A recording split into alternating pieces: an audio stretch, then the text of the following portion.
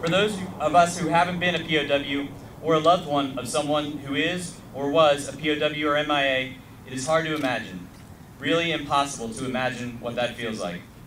But for those that lived it, the experience is forever seared into their very being. Today, many of us deploy for 3, 6, or even 12 months at a time, and for several deployments on end. And every time we count the days until we can return to our loved ones. But for the POWs, all they could do was count up, with no end in sight and no knowledge that they might ever return to see their loved ones again.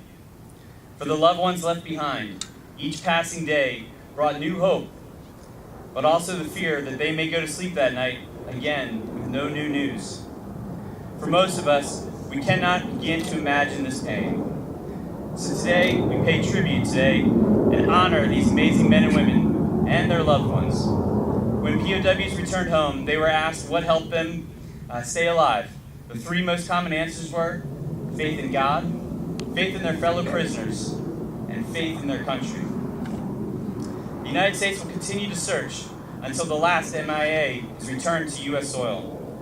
While the news is often filled with stories that leave us depressed and less than fulfilled, there is one that went unreported this week. This week, the Defense POW MIA Accounting Agency accounted for 6 more missing in action. This month, they accounted for 24, and this year, they accounted for 155 missing in action.